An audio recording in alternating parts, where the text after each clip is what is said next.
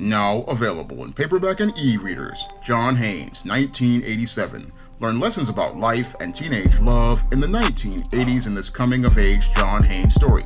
Get your copy of John Haynes, 1987 in paperback and e-readers at Amazon.com and online booksellers everywhere.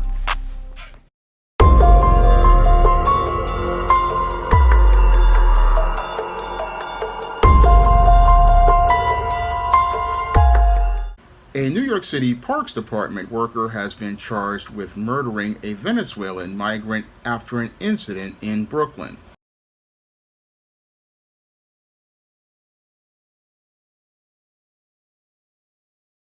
A man who was working as a temporary city parks employee has been indicted for the murder of a migrant inside a city park in Bed-Stuy. The Brooklyn district attorney indicted 23-year-old Elijah Mitchell. They say Mitchell was angry about migrants living in Steuben Playground and got into a fight with the victim back on July 18th.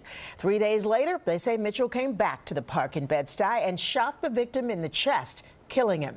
Mitchell facing several charges, including murder as a hate crime. Now, according to reports, the NYPD believe that a New York City Parks Department seasonal worker, 23-year-old Elijah Mitchell, is allegedly responsible for shooting and killing a Venezuelan migrant, Arturo Jose Rodriguez Marcano, after having an altercation with him regarding having to clean up behind him as he and many other migrants were camping inside of the park of the Steuben Playground in Brooklyn. And according to the NYPD's reports, this young man, Elijah Mitchell, was upset about having to be assigned to clean up the park in Steuben Playground behind these migrants who are a part of the large amount of migrants that were brought here after Texas Governor Greg Abbott bused them here to New York City. And as Elijah Mitchell was frustrated regarding having to clean up behind these migrants, he allegedly wound up getting into an altercation where he wound up tearing up the tarps and tents of the migrants, which eventually led to a confrontation between Elijah Mitchell and the alleged victim, Arturo Jose Rodriguez Marcano.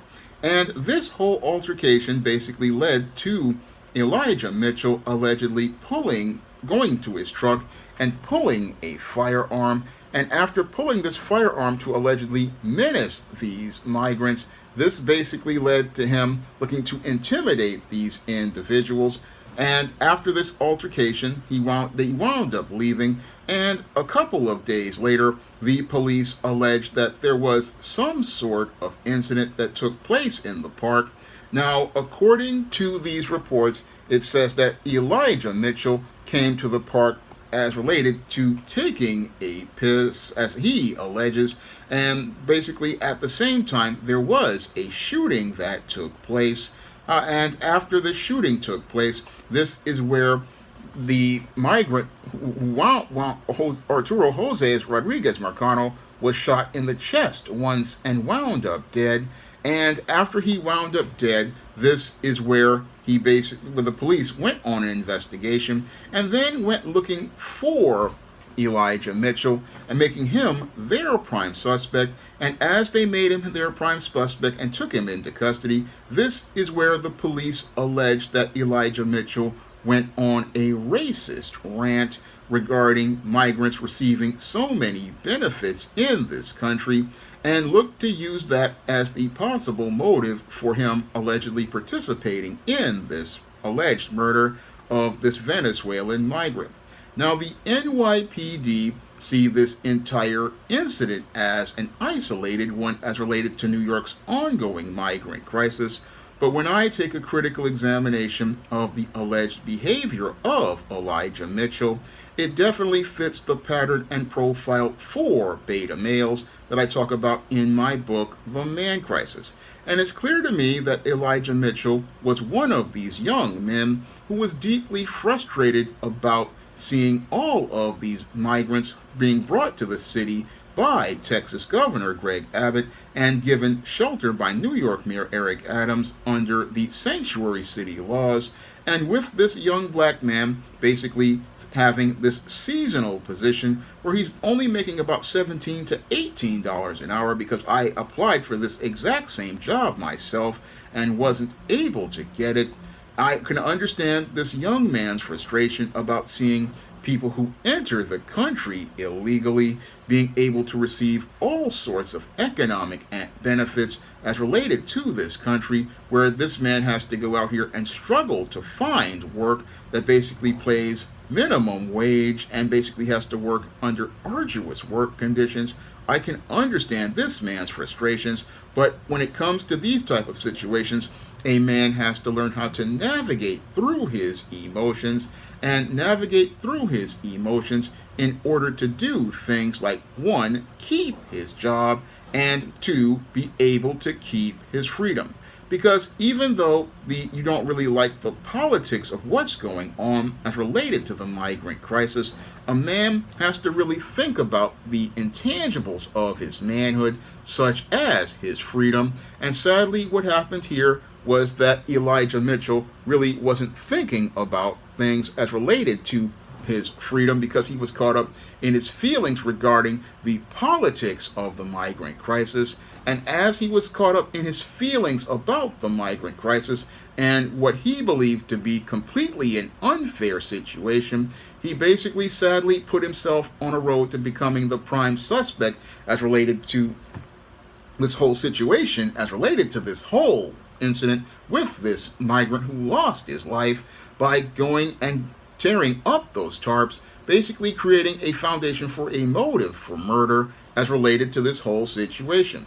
Now, according to those same reports, they said that these migrants basically were getting hostile with many of the workers as related to the Parks Department, who are looking to clean up and maintain that park in Brooklyn. And I can understand that that possibly is what happened, because in a lot of cases you have a lot of migrants out here who have a lot of contempt for a foundational black American man, who basically was out here making the living the best way he could with the job that he had. And these men basically, again, wanted to express their contempt towards that man who was already frustrated about being in this whole polarized situation. And as he was frustrated, it basically created this whole powder keg situation, which led to the first altercation. And that first altercation possibly led to another altercation, because they said, again, Elijah Mitchell came to a barbecue at that park and again went to another area of that park to urinate, which basically was a violation of city law. But we will let that slide for a moment, because that's what the Adams administration has been doing. But that whole situation basically was one that put this young black man in a situation where he got himself jammed up, because he didn't know how to think critically. And he didn't know how to think critically to say, look, I'm just not going to be in this park after work is over. I'm not going to be around these kind of people. I'm not going to put a target on my back. But sadly, he went back to that whole place and basically put himself in a place where the NYPD basically created a whole case around him, a case regarding the death of this migrant who entered the country illegally. And while this young man has said that he has not owned a gun, and I don't know if there's evidence of him having a gun, because that could easily be done by doing a gunpowder test on his hands, that would basically open and close the case regarding things. But the whole case of him was basically created because this man didn't know how to navigate through his emotions, and didn't know how to navigate through his emotions as related to a situation, because under the Miranda law, anything you say can and will be used against you, and that's what's being done here in this situation. What's tragically being done here in this situation as related to this young 23-year-old man is that the NYPD is basically trying to use this rant that he made as related to his feelings of contempt for migrants as a reason to charge him with not only murder, but look to charge him with a hate crime and look to charge this black man with a hate crime, basically because what they want to do is look to, again, go out here and put as many charges on this black man. And they're putting all these charges on this black man to make an example out of him, for many of the other constituents as related to showing that you cannot go out here and participate in violence against migrants as related to people's frustrations. But this whole situation sadly could have been avoided had this male basically had a foundation in proper male life skills and male survival skills to understand that you just need to be indifferent as related to work.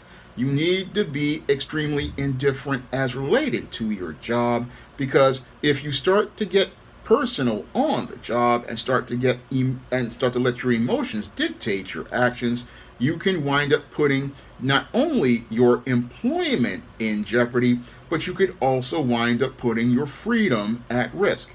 And that's where this young man didn't get that foundation in male life skills and male survival skills to understand that when you're out here, you need to preserve your intangibles of manhood above all else. And those intangibles include your health, they include your safety, and most importantly, your freedom, because it's better to be free for another day to continue making a dollar rather than look to sate your feelings as related to some individual who entered the country illegally.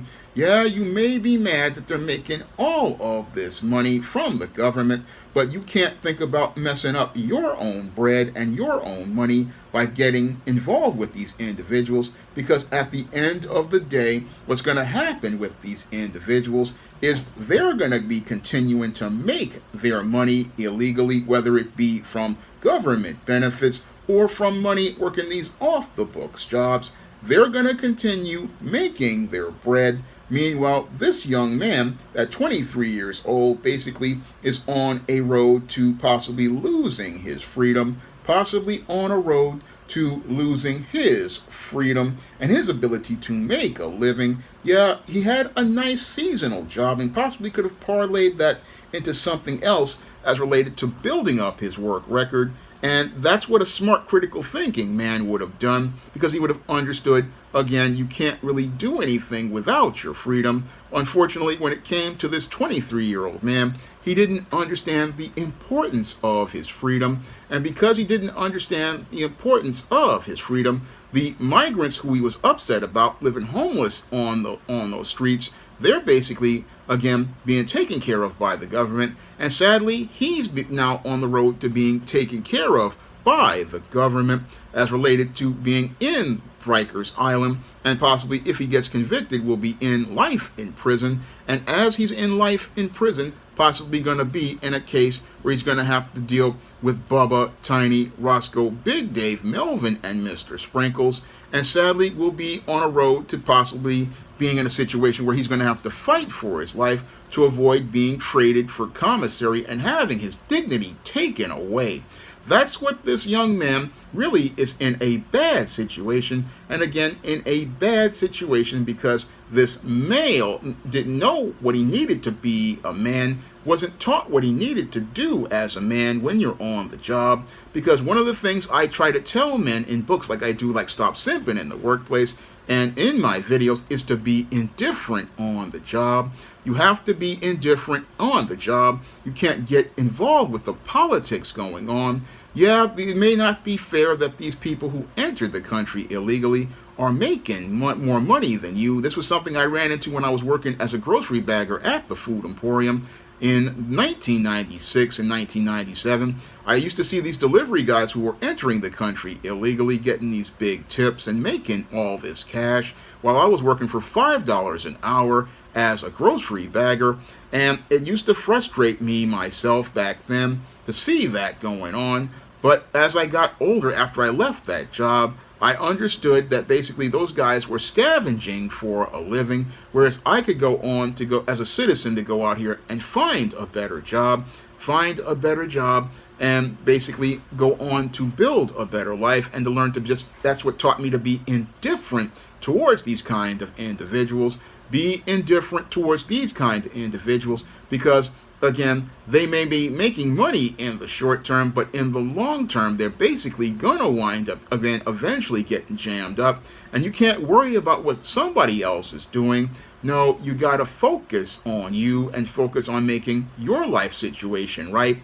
And sadly, this brother didn't take that time to think about his own life situation because he got involved in this politics going on. And the whole thing is you can't get involved with that politics because the whole thing is those politicians who created these policies, they're going to stay rich, and these migrants are still going to be making their small change. But you've got to focus on making your own bread and not really focus on their issues because they're going to go on, but the whole thing is you have to make sure you can go on. And that's sadly what happened to this young brother as related to his situation. And that's why I'm not going to do the whole commissary list, because I really feel for this brother, because this brother, again, if he had the guidance of men around him, he would have been told, look, dude, just do your job, get this paper, get this bread, and go back to your house. I mean, don't worry about these people. Just do your job, get this paper, and be on your way. I mean, these people are going to come and go. Basically, a lot of them will get their whole petition for asylum is going to get revoked no matter what happens because, again, they even though they're here, they're not going to last long. But you have to worry about making your situation right. And that's something that this young man was not taught. And as he wasn't taught what he needed to know, sadly, this young man went from being a man with a job to winding up becoming a man in crisis. Now, if you want to learn how to identify behavior that could put you on a road to dysfunction and possibly wind up messing up your life, you can pick up my book, The Man Crisis, on Amazon.com in paperback and Kindle format. You can also find The Man Crisis at other online booksellers like Draft to Digital, Google Play, Barnes & Noble, and big box retailers like Walmart and Target.